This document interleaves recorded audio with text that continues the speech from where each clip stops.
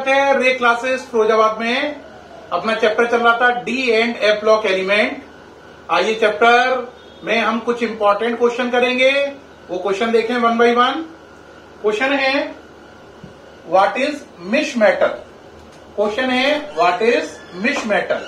मिश metal क्या है बेटा? ये क्वेश्चन वेरी इंपॉर्टेंट है, बोर्ड में 2 बार आ चुका है, इसलिए ध्यान से समझें। मिश मेटल एक एलॉय है जिसमें 95% लेंथेनॉइड है। कितने? 95%। 5% आयरन है। 5% का मतलब लगभग 5%, थोड़ा सा 5 से कम होता है। और ट्रेसेस में, ट्रेसेस का मतलब सूक्ष्म मात्रा में उसके अंदर अदर एलिमेंट भी होते हैं। ठीक है, 95% लेंथेनॉइड, 5% आयरन और ट्रेसेस में और भी एलिमेंट होते हैं।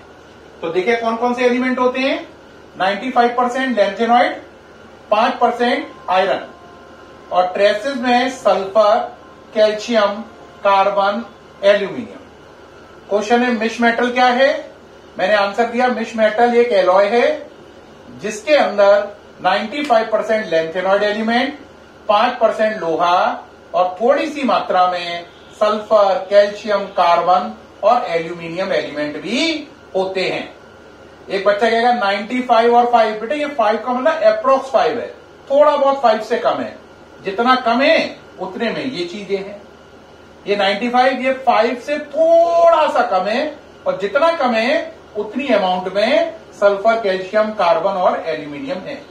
इसलिए वर्ड यूज किया गया है ट्रेसेस। इसका मतलब होता है सूक्ष्म मात्रा में। अब बात आती है कि मिश मेटल एलॉय है सर। अब इसका इस्तेमाल क्या है इस एलॉय का? इस एलॉय के 3 इस्तेमाल है। पहला, इन मेकिंग बुलेट्स, गोलियां बनाने में। सेना जो गोली चलाती है डिस्काउं डिस्काउं डिस्काउं, वो सब बुलेट्स इसकी बनी होती हैं। और आपको मालूम होगा अगर आपने बुलेट देखा हो तो बुलेट एक कवर में रखी होती है जिसे बुलेट शेल बोलते हैं।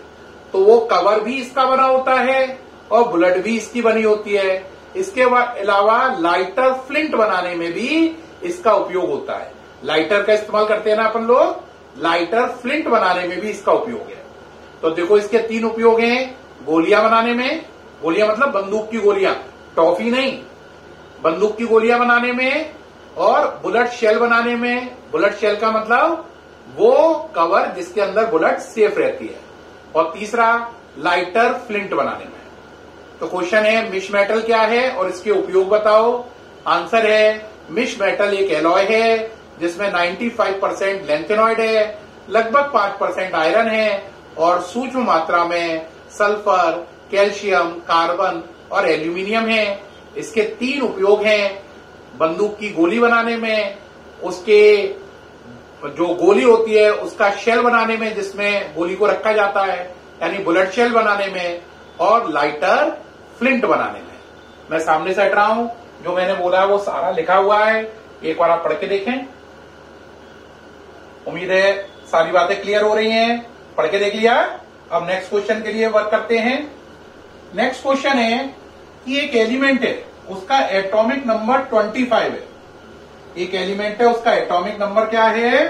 25 है। जब वो बाईवेलेंट और ट्राईवेलेंट स्टेज में है, यानी कि जब उस पर प्लस का 2 और प्लस का 3 चार्ज है, तब आपको उसका मैग्नेटिक मूवमेंट निकालना है ना। एक एलिमेंट है, उसका एटॉमिक नंबर 25 है। जब वो +2 और +3 कंडीशन में है तो उसका मैग्नेटिक मूवमेंट क्या होगा, ये हमें पता करना है। क्वेश्चन को लिखते हैं। The element with atomic number 25, the element with atomic number 25 is in bivalent and trivalent condition. Bivalent and trivalent condition. Then find out its magnetic moment. Then find out its magnetic moment. Then find out its magnetic moment in these conditions. उम्मीद है question समझ में आ गया है। Atomic number 25 है और वो bivalent और ट्राइवेलेंट दो कंडीशन शो कर रहा है, उसमें उसका मैग्नेटिक मूवमेंट आपको निकालना है ना। तो बेटा 25 नंबर वाला जो एलिमेंट है वो हम जानते हैं असली में मैग्नीज है। कौन है? मैग्नीज, है ना। तो 25 नंबर किसका होता है? मैग्नीज का। तो आप बनाइए, क्या बनेगा configuration? 1s2, 2s2, 2p6, 3s2, 3p6, 4s2, 3d5, ये इसका कॉन्फ़िगरेशन बना। ठीक। अब जब वो बाइवेलेंट है, यानी कि उस पर चार्ज कितना हो गया? +2। +2 है तो बताओ क्या कॉन्फ़िगरेशन रह जाएगा? 4s0 हो जाएगा, 3d5 रहेगा। जब दो इलेक्ट्रॉन निकालने हैं तो वो किसमें से जाएंगे? 4s में से। ठीक। तो 4s0, 3d5। और जब वो +3 कंडीशन में है तो उसका कॉन्फ़िगरेशन क्या होगा? 4s तो 0 ही रहेगा, 3d5 से भी घटकर 3d4 हो जाएगा। अगर आपको दो इलेक्ट्रॉन निकालने हैं तो 4s में से, 3 निकालने हैं तो 2 4s में से और एक 3d में से, है ना। तो Mn+2 का हो गया 4s0, 3d5 और Mn+3 का हो गया 4s0, 3d4। अब आपको करना क्या है बच्चों? मैग्नेटिक मूवमेंट निकालना है। मैग्नेटिक मूवमेंट निकालने के लिए फॉर्मूला यूज करो। क्या फॉर्मूला होता है? फॉर्मूला होता है मैग्नेटिक मूवमेंट का μ √ n+2 और यूनिट होती है इसकी Bm, Bohr magneton. B for Bohr, M for magneton. आप कहोगे सर वो कैसे करें, सॉल्व कैसे करें? N क्या है? म्यू तो मैग्नेटिक मूवमेंट है। म्यू क्या है? मैग्नेटिक मूवमेंट जो आपको निकालना है। N क्या है? Number of unpaired electron. Number of unpaired electron. तो बेटा पहला केस जो है बाइवेलेंट वाला, उसमें है 3d5। क्या लिखा है? 3d5।